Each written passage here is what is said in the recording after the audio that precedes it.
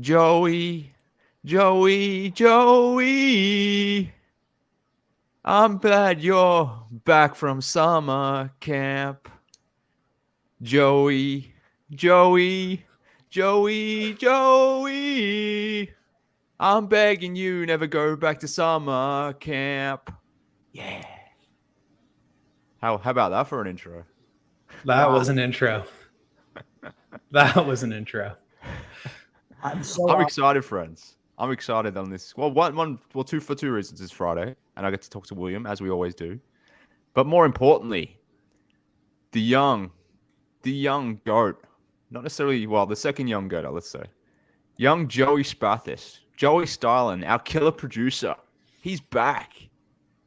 He's back, and I couldn't be more happy that he is back. So, Joey, how are you, mate? I know people might be confused. They might have thought that they accidentally clicked on their Spotify summer 2023 bangers playlist when they were jumping on this podcast. But no, it is CHGO Bulls. And we are joined by Joey Spathis. He's back.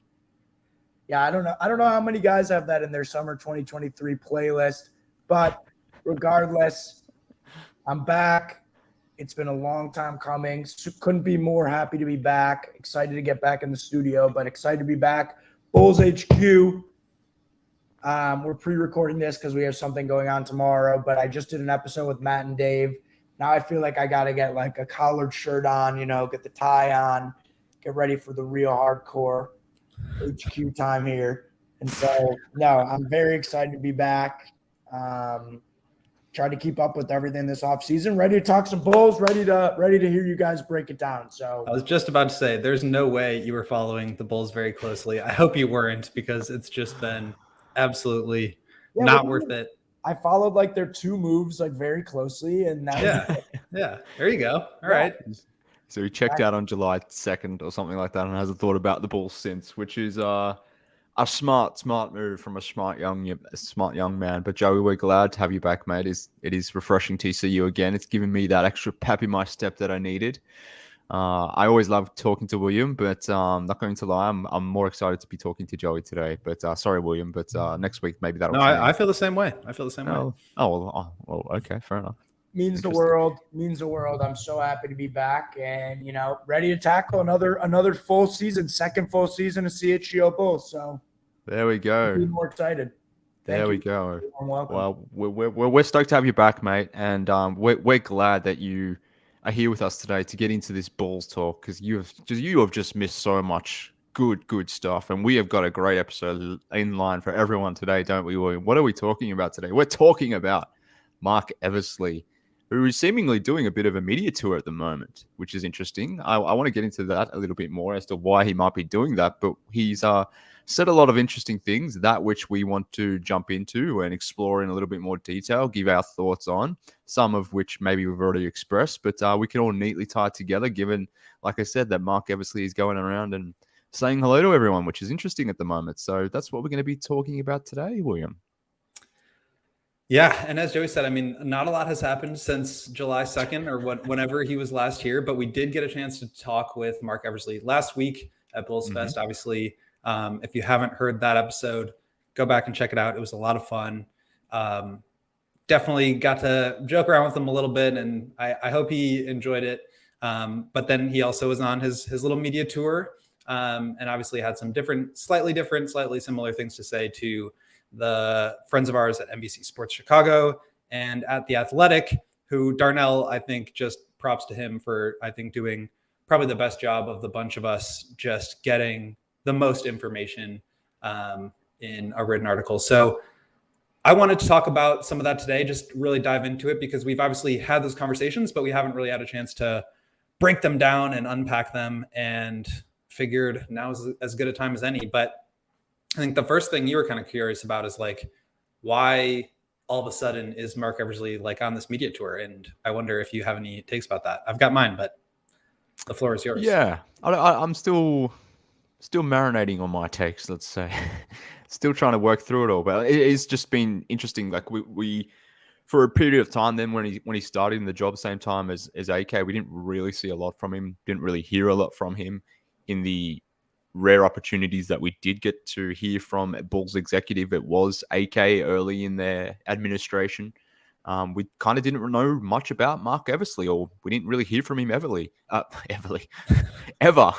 We never really ever heard from Marc Eversley.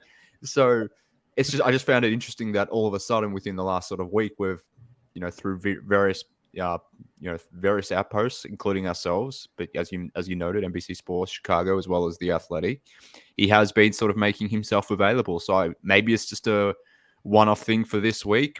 Maybe AK is on holiday. I don't know what the situation is, but I just found it interesting that it was him maybe doing some talking and less so AK. Not to suggest that AK should have come on CHGO Bulls. I would have loved that for that to be the case. Maybe he can join us on a Fun Friday one time. But the point being, I just found it interesting that has been happening. And I guess my thoughts on it was, I wonder if this is just a coincidence, or is this something that we'll see more of, whereby maybe it will be Marc Eversley being more of the public face of the Chicago Bulls, in terms of maybe not day-to-day, because that'll always be Billy as the coach. He'll always be that figurehead from the Bulls. But in terms of getting more of an opportunity for the Bulls executives to connect with the fan base, to connect with whomever it may be, maybe it won't be AK in that place, but maybe it'll be Eversley. So we rarely heard from AK, but I just wonder, William, there was a period of time back in the Garpax days where Gar was doing a lot of talking, and then Gar started to annoy people, and then that changed quickly, and Pax then became the one that started doing all the talking. Now, I'm wondering if this is something similar, whereby the roles are a little bit reversed, whereby maybe AK goes back into the background a little bit and Eversley steps forward and does more of the media stuff. I could be wrong. This could be just all be a coincidence, but those are the thoughts that have been running through my head as I've been seeing him jumping from platform to platform. And I just want to say, it feels pretty cool to be mentioned in the same, sentence with NBC Sports and The Athletic, as far as outlets that get to have these exclusive conversations with the GM of the Chicago Bulls. So that felt very good. And obviously that wouldn't have happened unless we were gaining traction and succeeding and getting viewership. So a huge thank you to everybody who listens to this show and supports us, because I don't think that kind of thing happens without you guys. I think it's a really interesting question. I hadn't thought about it in relation to the Gar and Pax thing, and I think it's a good point. But my sort of semi-informed opinion about this is that, for whatever reason, and Eversley kind of made note of this in the article with Darnell, that he's a private person, that he wears a lot of hats, and that just by nature, speaking and being like a public figure is not really something that he is inclined to do. Not that he won't do it or that he can't manage it, but just not something he's inclined to do. So I think that's part of it. And I think the Bulls and I think the fans, by way of the media, have this sort of relationship with the front office to where we don't really see much of them unless they're talking at one of their prefixed times of year to talk, after the trade deadline, after the draft, after the season. And I think that puts us in a position where we have to ask them results-based questions. Why didn't you make any trades when your team is struggling? How do you view the future of this team, given the fact that you missed the playoffs? Those kinds of hard questions that end up sort of shaping the relationship that the fans have with the front office by way of the media, right? And so I think, to the Bulls' credit, they are trying to put the front office in a position where they can be a little bit more, I think it's a risk for them, because they can at times be sort of bombarded with these tough questions, but they're putting them in a position to have a little bit, to expand that relationship a little bit, to talk about things that aren't necessarily those wins and losses, failures and successes types of conversations that we should be allowed to have with them, that we are expected to get those questions answered.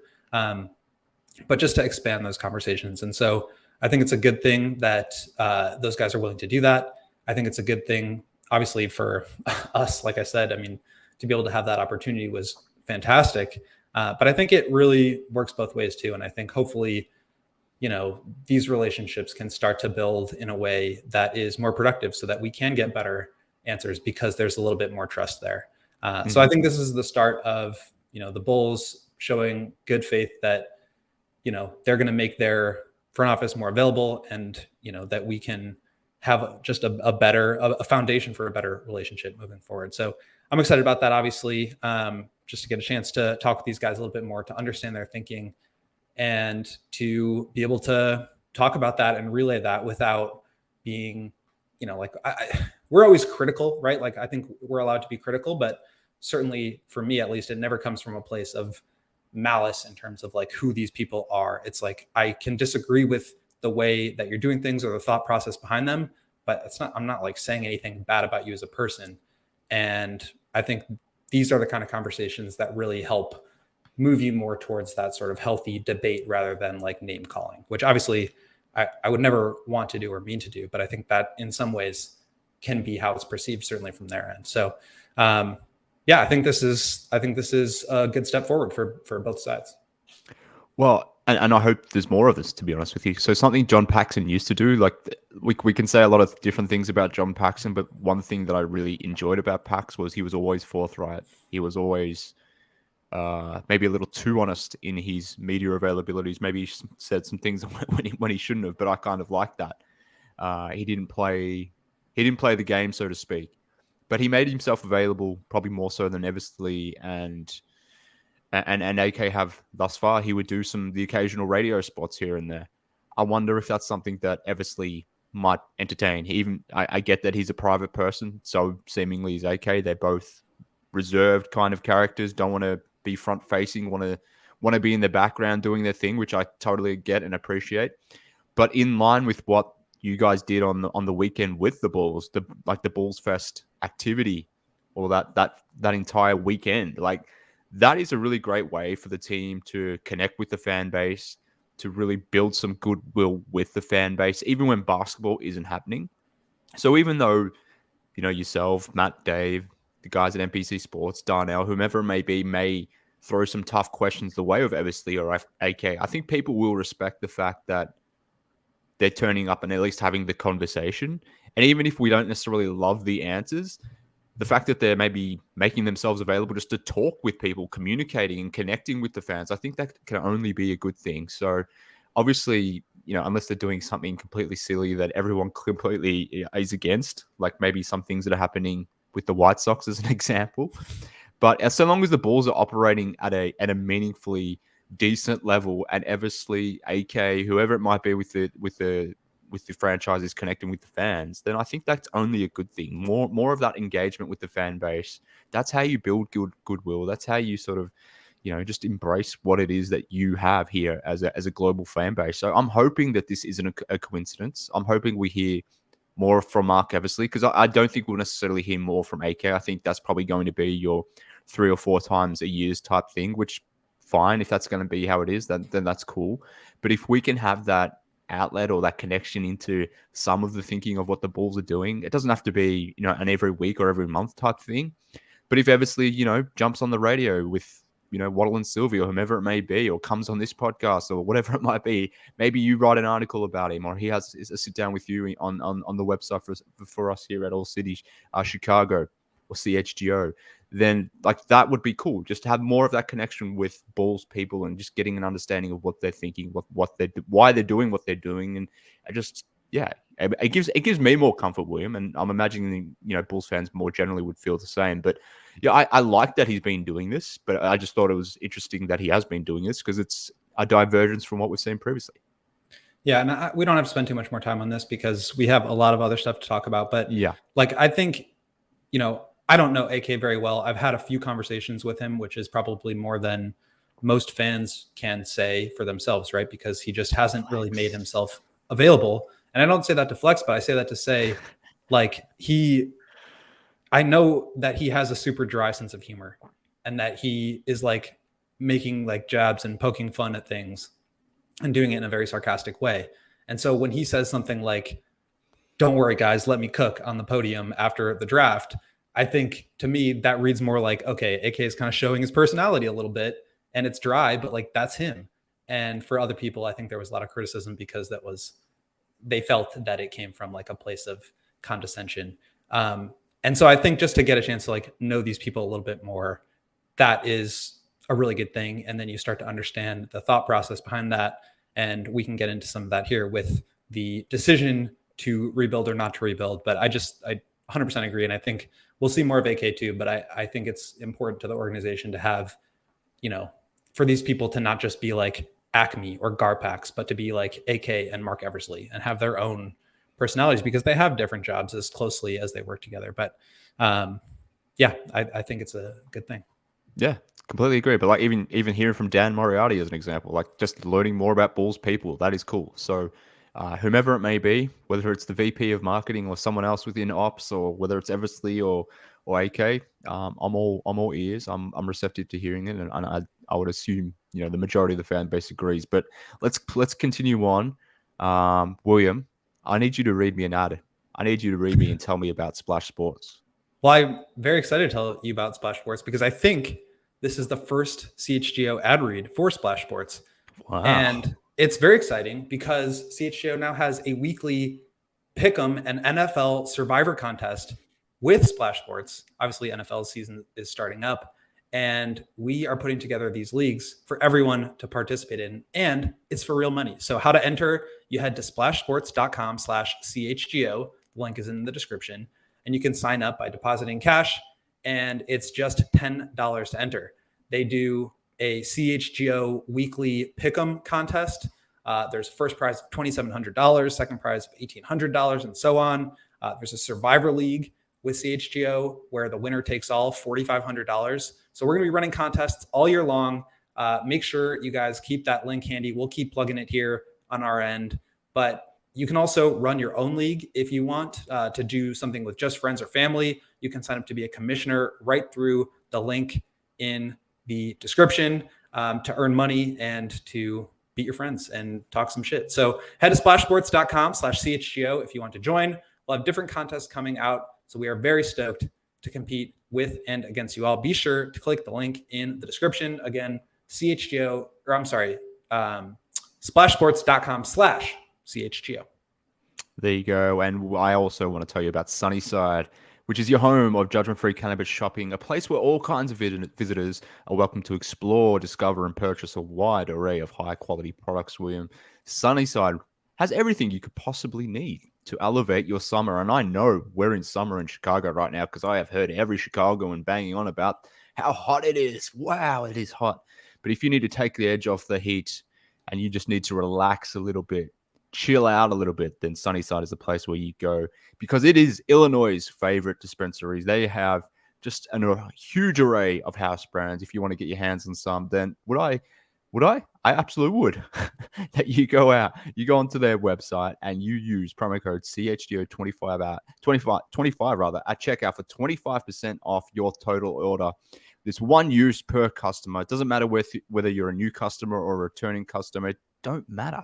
Whoever you are, if you use that promo code CHGO25, you will receive 25% off your order. So, friends, go and do that. Thank me later.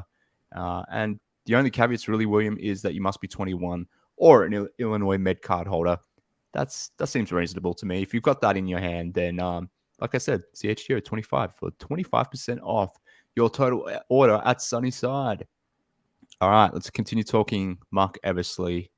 As you noted before, he did a sit down with Darnell, and it was an interesting conversation, a conversation through text, let's say, but it was an interesting read. You've noted down some things that we want to talk about today, and you alluded to the first thing that we want to hit on, which is a question that maybe you and I have sort of posed for the last, I was going to say the off season, but we're probably posing it before the off season, to be fair. But why no rebuild? I mean, that's a question. I think it's a fair question. I understand why they didn't want to go down that path. And whilst I disagree with it, I get it. I understand the logic. And coming back to what we were talking about before, like hearing from them and hearing from Eversley or AK or whomever it be, just getting their thought process more in detail and understanding their decision a little bit more, even if we don't agree with it, just having it on record from them as to why they did the things they did. That's interesting. And I'm glad they're making themselves available to have that conversation. But he spoke with Darnell about this, why no rebuild, and more of what we've effectively heard before. But yeah, what did you make of his answer here as to why the Bulls didn't head down this path? Yeah, so I wanted to pick out a couple of quotes here, and I'm not going to read this whole one because it's a little bit long. But basically, what he's saying is like it was a sub 500 year. We understand that. So he said, we quote, we sat back and identified some things that we wanted to address this offseason to help the group. There are a couple paths we could have gone. We could have torn it down. We could have rebuilt, or we could have retooled, and we chose to retool. In retooling, we brought back a lot of the same players we had, and I think that takes us back to the first year that this group was together, where obviously. So that was the quote. So obviously, there is still this belief in these first 60 games with Lonzo. I think is kind of the subtext here, right? Like they know there's proof of concept that a team with Lonzo is good. And to me, it's like, well, Lonzo's not coming back. So how do you reckon with that? And for them, it's not tear down. It's try to find somebody that, he said in the article enhances this team, does not replace Lonzo, but can kind of act as a similar player that sort of helps enhance those guys. And so that obviously starts with bringing back Vooch and all these other things. But I think this quote really stands out to me, and I'll read this and then pass back to you. But he says, I think for us as a front office, how we see our ceiling may be different than others. And the way we have operated is we're going to operate with our beliefs. We've all been to different places. We've all seen what success looks like. We can't run this operation based on what people may think the outcome may be. We trust each other. We trust in each other, and we believe in this group. That's how we're going to continue to build this program. We can't get caught up in the negativity and the naysayers. If we do that, then how are we operating? What are we grounded in? We're grounded in ourselves and our beliefs and the trust within the group that we're making the best decisions for our organization daily. And I think it's back to what we were talking about before, where it's like, at least you're explaining your thought process, whether or not we agree with it. I think it comes down to that first line, that we see our ceiling different than others.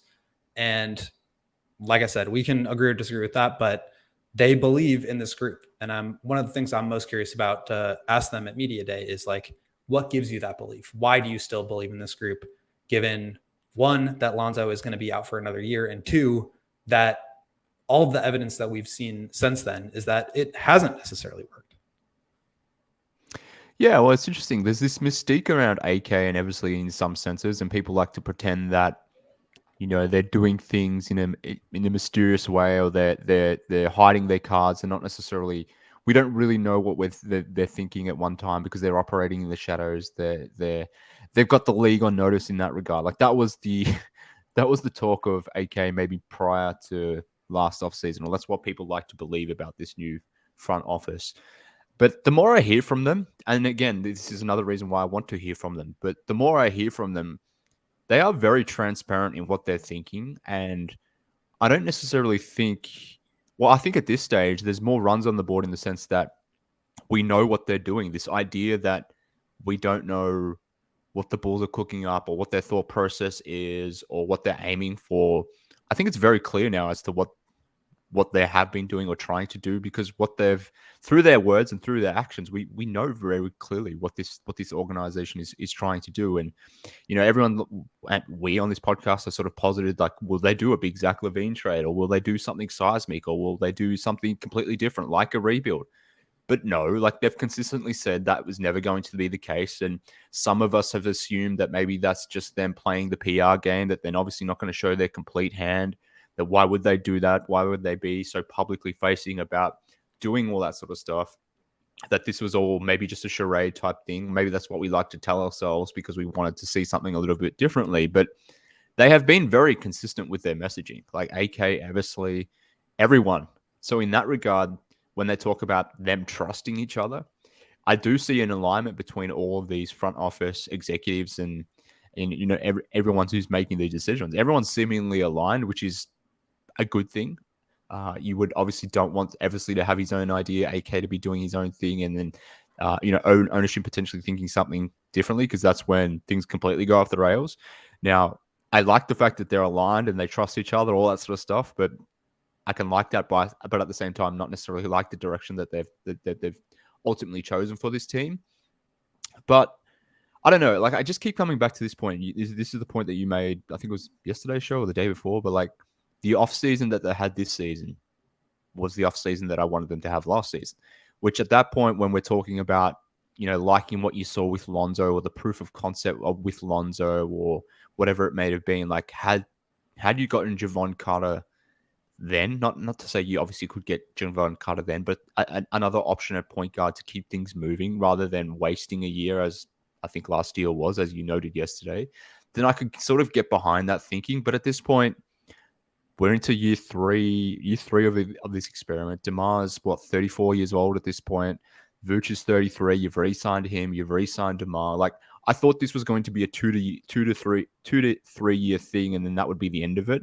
But seemingly now it's going to be a 3 to 5 year project. So that's where my issues come into it. But again, I'm glad at least that they're telling us very clearly as to what their thinking is. I disagree with it, but it is what it is from that point. We now know.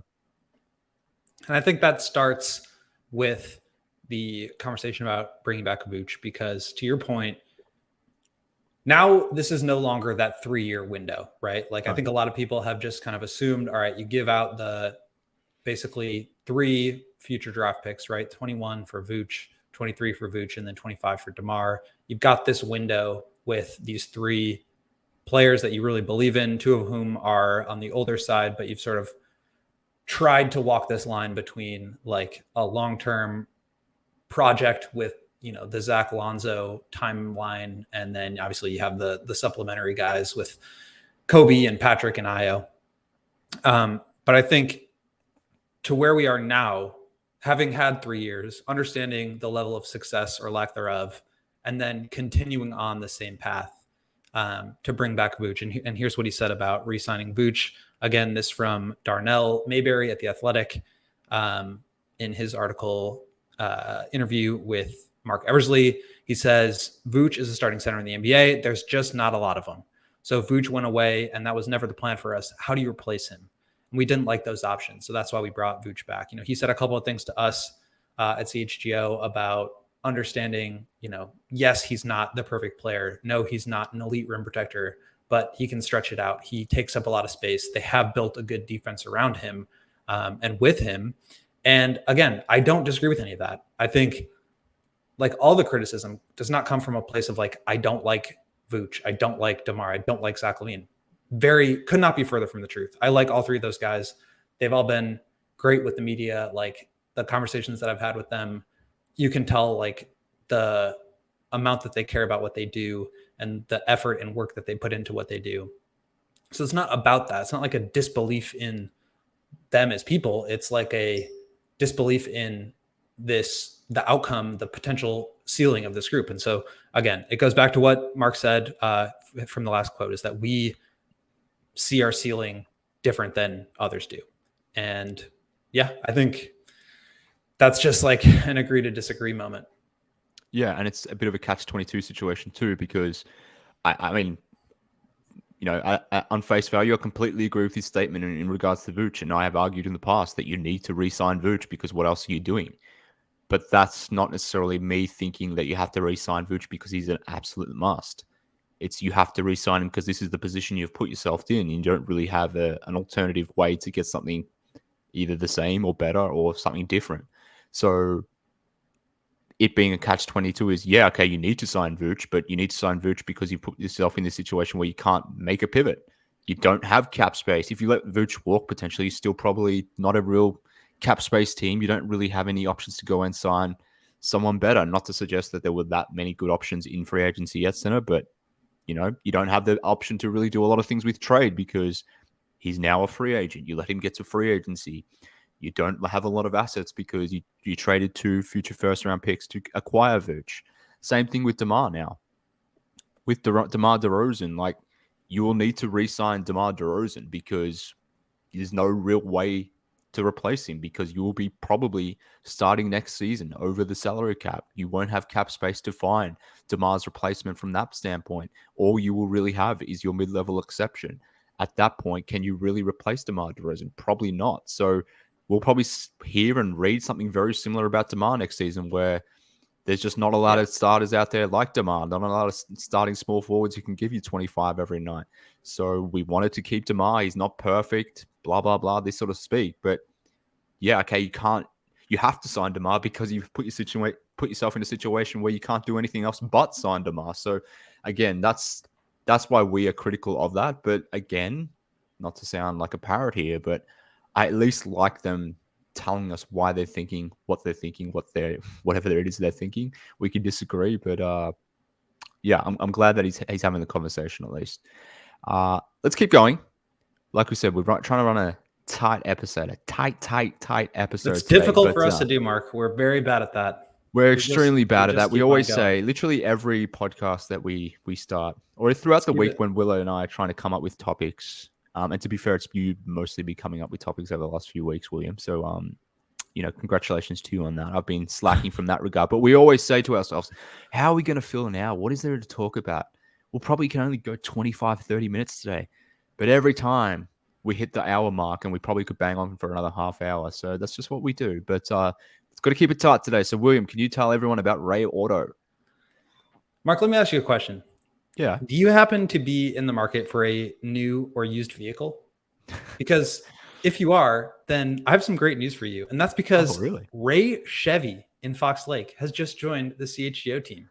Right. We were talking to the team at Ray, and they have this pledge called the Ray Price Promise. It's a guarantee that the price you see online is the price you pay when you go into the dealership.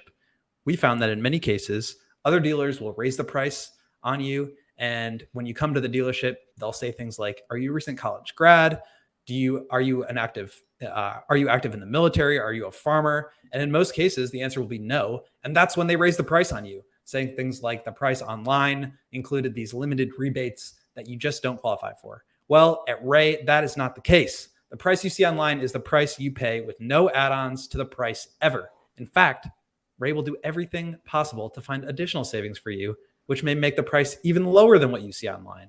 So as one of the top selling dealers in the Midwest, you'll always be able to shop one of Chicagoland's largest inventories and save big at Ray Chevy because they now have over 100 Chevy Trax models available starting at $21,495. So now through August 31st, all buyers can qualify for 0% financing, make zero payments until 2024, plus put no money down. The best of all, pay zero hidden fees with Ray Price Promise. Visit Ray Chevrolet in Fox Lake or raychevrolet.com, serving the community since 1963.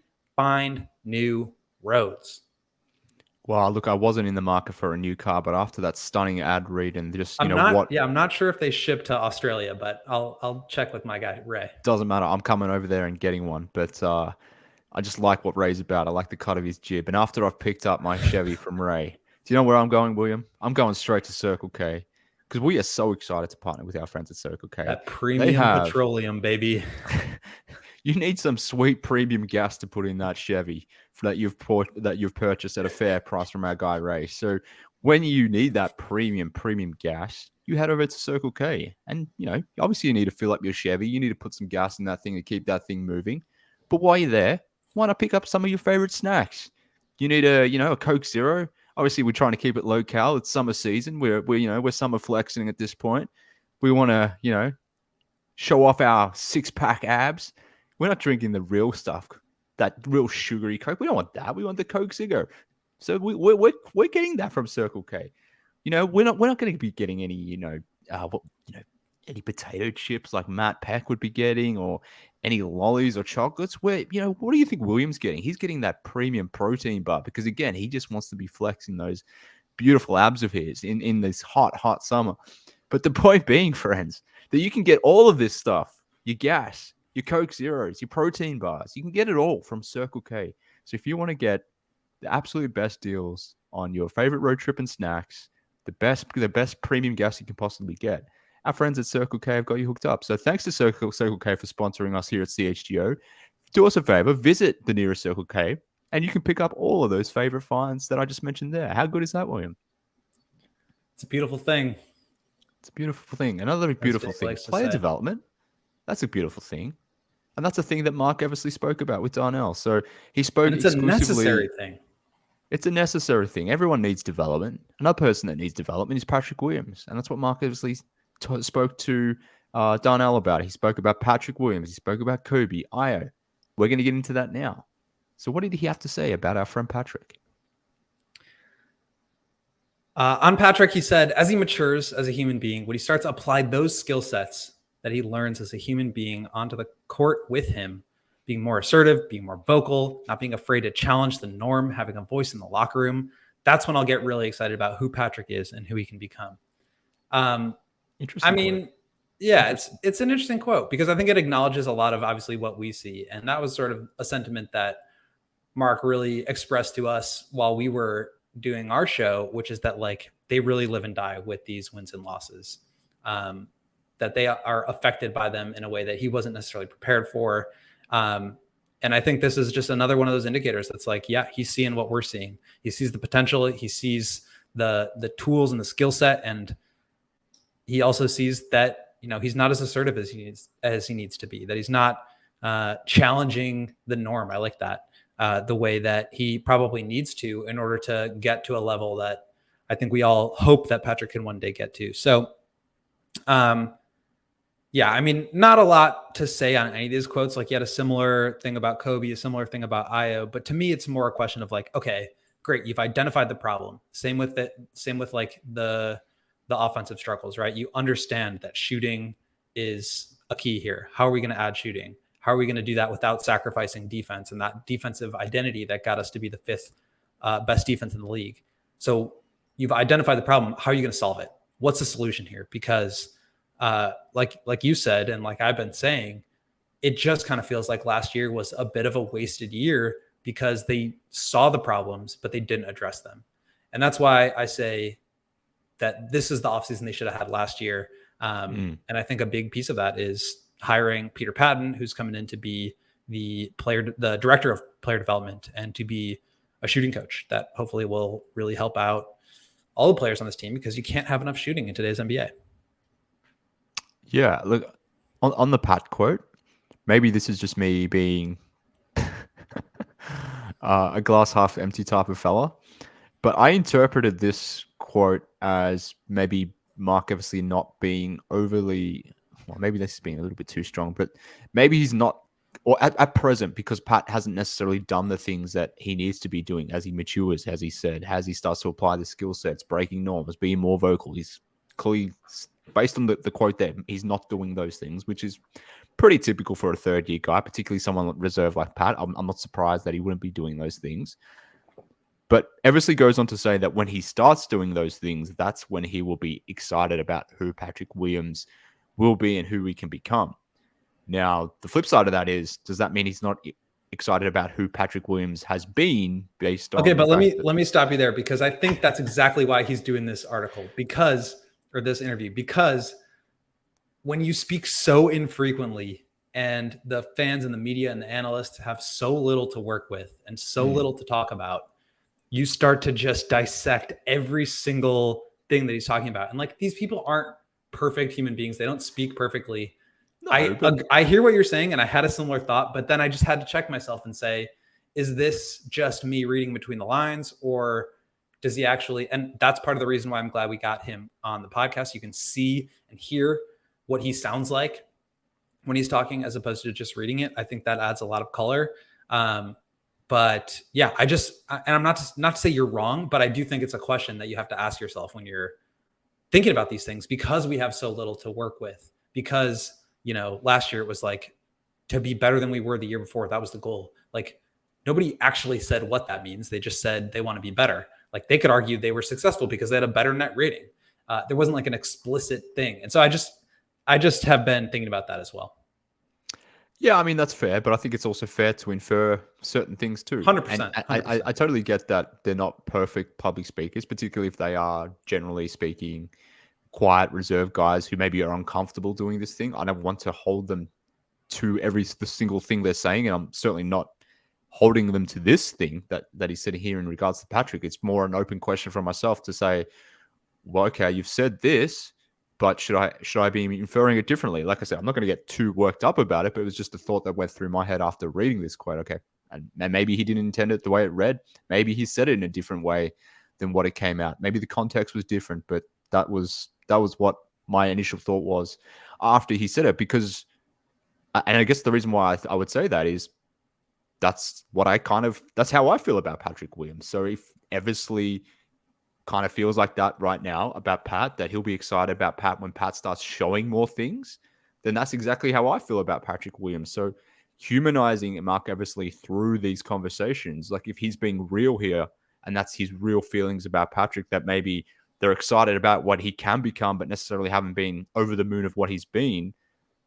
Now, again, I'm inferring that, but if that's what he's trying to say to me, then that really hits home with me, because I would rather my GM say something that's honest, transparent like that, rather than just saying, "Oh, we believe the world about Patrick Williams. He's been so good that he's going to be this super mega star." I would rather them be honest, transparent, and factual with us, rather than just toting out a company line or a PR line about certain things. So maybe I inferred that, and maybe I was hoping that's what he was trying to say. But if that was what he was trying to say, and I'm correcting that, I like that they're willing to sort of say that not everything is perfectly. I'm not saying you're wrong, because I think both things are right. I'm just, because I had that thought too of like, oh, are you saying you're not excited about him now?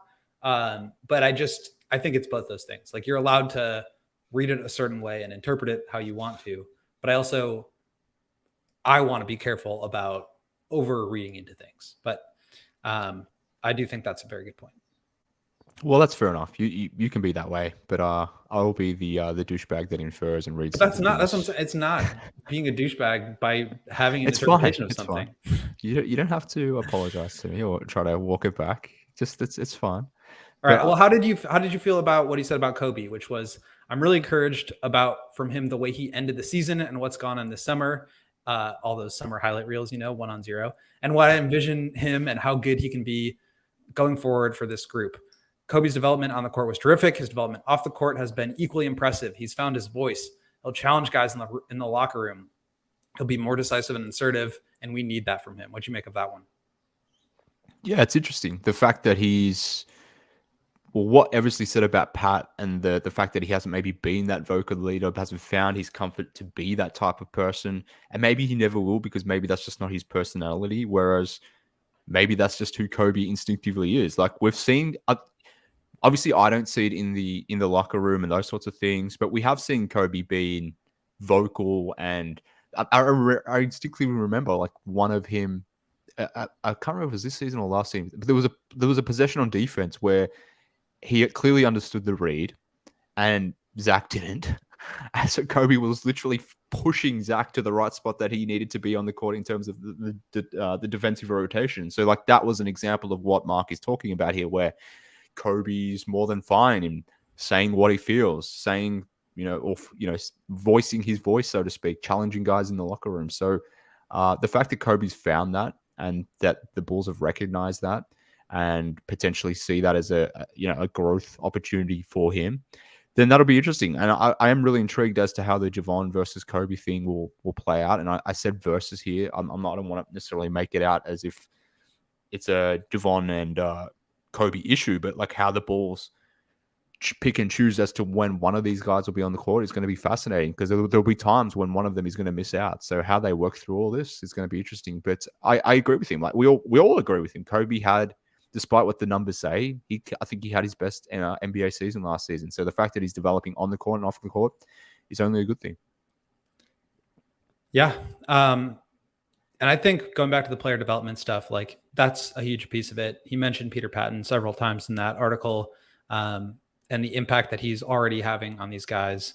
And we spent a whole episode talking about it, like, because they're not bringing in a lot of help, because they're not, really rebuilding, and not just making some tweaks and additions here and there, like, the player development piece is going to have to be a huge one. And I think that goes for Patrick and Kobe especially. He also mentioned Ayo, Dalen, you got to put him in there. Julian Phillips, you got to throw him in there.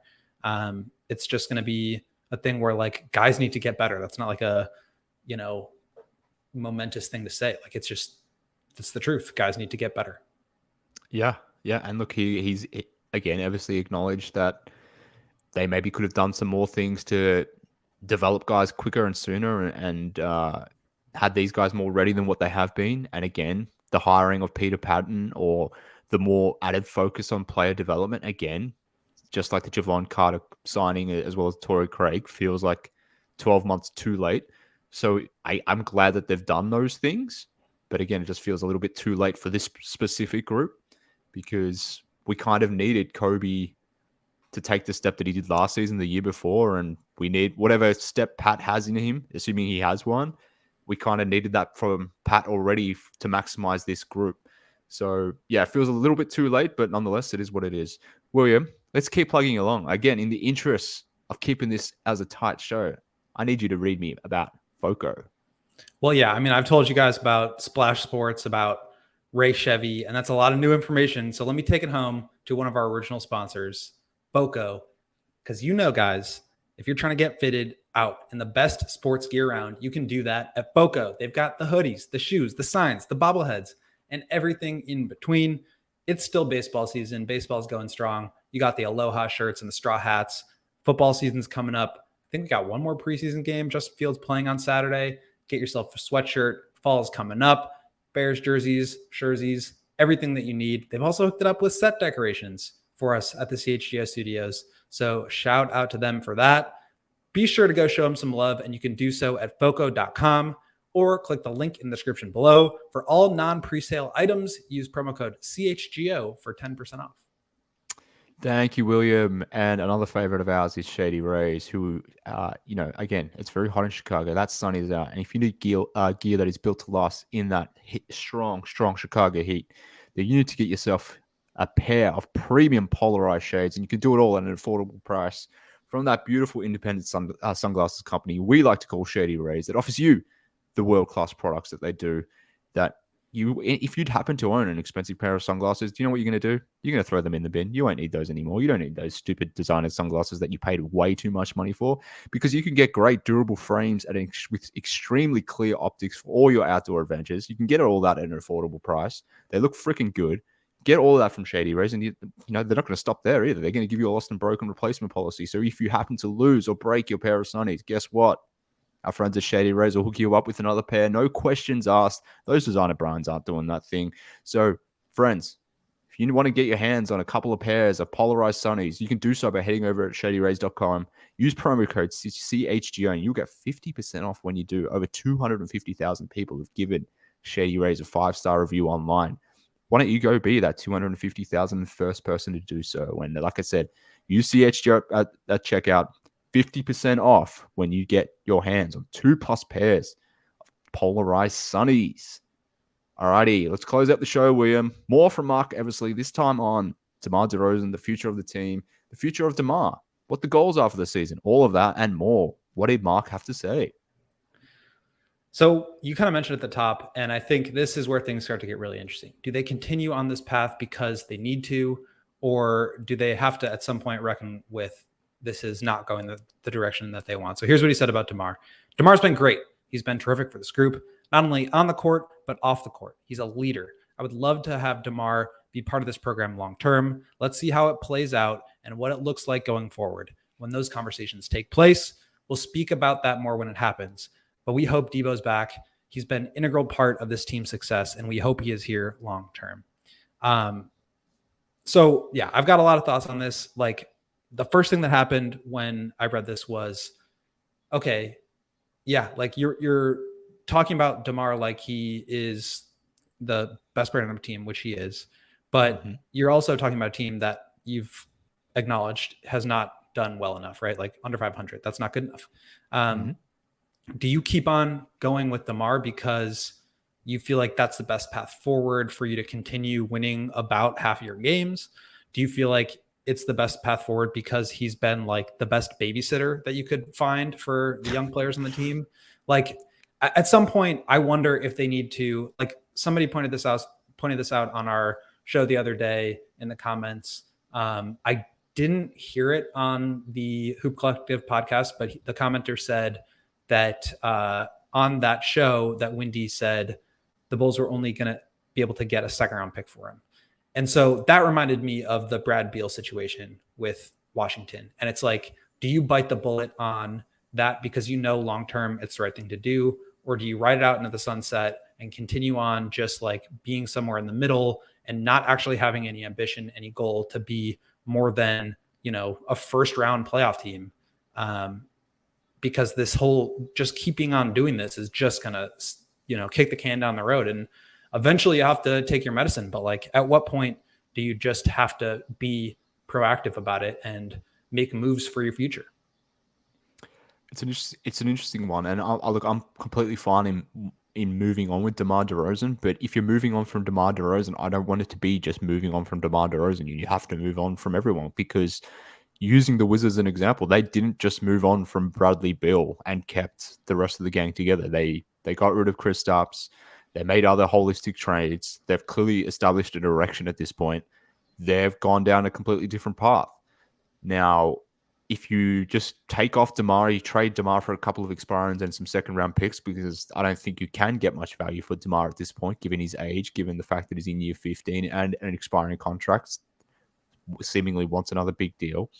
He doesn't have a lot of value from a trade market standpoint. So maybe there is some synergy there in terms of comparing DeMar to Bradley Beal from that standpoint. Obviously, clearly the contract situation is very different. But the point being, if you're just going to trade DeMar and move on from that because you don't want to pay him his next deal and you assume that you can continue winning at the same rate, I think that's a bad assumption to make, because I don't think that will be the case. I think, and I've said this before, but I think the Bulls without DeMar DeRozan and just replacing him with a mid-level exception guy or something similar, because that's all I think he will ultimately get in change for DeMar, because I don't think you're going to get much back from him in trade. That is not a good basketball team. I think that Bulls without DeMar and, a couple extra role guys is similar to the Wizards or the Charlotte Hornets or the Detroit Pistons, these teams that are probably going to win 30, 32 games in the East. So I don't like the idea of trading DeMar or getting rid of DeMar and that being your only thing. If you're getting rid of DeMar, then get rid of the others. Move on and start the next iteration of team. But if you don't do that, if you're not prepared to get rid of Zach and you're not prepared to get rid of Vooch because you just re-signed Vooch, then I guess that comes back to what I said before, where you've sort of put yourself in this situation where you kind of need to be doing the thing again, because what else is there to do? If you're not prepared to tear it down, if you're not prepared to make more holistic trades and you want to keep winning, competing, those sorts of things, and you can't do that without DeMar DeRozan, which is why you get into the situation whereby you have to re-sign him. So it's an interesting one, but yeah, my take on the DeMar thing is very, very pretty simple. Like, if you want to keep doing what you're doing, you re-sign him. If you don't, then don't stop at moving on from DeMar. You got to move on from everyone else too. I think that we can move quickly here in the interest of time, but that leads me to the final thing that I wanted to hit on, which was his conversation about their goals and their expectations for themselves. So he says, quote, "Am I suggesting we're going to win a championship? I'm not. But what I am suggesting is this group being together as long as they've been together, going into year 4. Patrick develops, Kobe develops, Javon fits in, Corey Craig fits in. The hope is that we win more games and compete at a higher level come spring." And then Darnell asked him, like, so specifically, what is the definition of success for you? And he said, winning more games than we did last year. Okay, we'll see you at 41 wins. I mean, to me, it's like, William, you can't say that. You're inferring what he was trying to say there. How dare you? At you least question yourself wins. before. I literally thought the same thing. I thought, yeah. Okay, 41 wins. That's a success. Cool. Yeah, and it's like the answer is probably the Bulls, but like, who wins a first round playoff series first? Wizards or Bulls? I want to say the Bulls. Like, the Bulls are in a better position to do it more quickly, but like, are they in a better position to actually do it? I don't know. Like, probably, but I think it's like probably an actual question. I mean, I don't know. I would feel pretty strongly about this being the Bulls if they. We spoke about this last week. If they took their end of the bench a little bit more seriously, if they had used the rest of their mid-level exception, I don't think they're going to use their disabled player exception. Had they used their biannual exception, they're creeping up to the tax line. They're technically over it at the moment. They're going to get under it at some point. But if they were really serious about trying to get up to that hard cap line, rather than having 5 guys at the end of the bench who probably aren't going to impact the rotation, if you could have added 1 or 2 more guys using those exceptions that you do have, then I think the Bulls had a real path this season to be the 4th or 5th seed in the East. And if you are 4th or 5th, I think you do have a reasonable chance of winning that first round series. I don't think they have a reasonable chance at the moment because I still think they're the 7th or 8th best team in the East. So I can't confidently say they will win a first round series. So, damn it, that's a tough question. Then it's like, okay, do you re-sign DeMar? If so, like maybe you have slightly worse odds, but roughly the same odds next year and the year after that, because you've just like kicked the can down the road and you've got an aging Vooch and DeMar, and they're still the centerpieces, and you still can't add anybody around them because you still don't have money. And then, okay, now it's like 2027 and we realize DeMar's going to retire and Vooch is 36 or 37. So we have to like move on from these guys. And now we start to rebuild. And, you know, maybe Zach is a free agent and like maybe Patrick starts to look really good. But like at that point, you're just kind of where the Wizards are now. And so in some senses, what I'm trying to say is that like the Wizards have a head start on the next thing. And I don't think you can really debate that. So whether you believe in this Bulls core and their ability to get to the second round is one thing. But I think being ready to actually compete in the next iteration, and I'm kind of ready for that, the Wizards certainly have them there. But we got to wrap it up here. Any final thoughts before you take us home? No, just that I love you and I love Joey and I love our fans and I love listeners. Thank you everyone for supporting us here at CHGO Bulls. We appreciate you all. Joey, glad you're back. William, you can get him on Twitter at Will_Gottlieb. I'm at MK Hoops. Joey 1K. We're at 1K at this point. But if you're not following Joey, what's your? Well, I don't remember. Is it Joey? What's your Twitter handle? At Joey Spathis. Oh, of course it is. Duh. At Joey Spathis on Twitter. Get him up to 10K. Let's get him up to 10K. Why not? Set ambitious goals. Go and do that, friends. At Joey Spathis on Twitter. But look, that's all from us today. I appreciate everyone for tuning in. Matt, Dave, and young William, as well as young Joseph, will be back on Monday. I'll speak to you whenever I speak to you. But this has been CHGO Bulls. See you next week.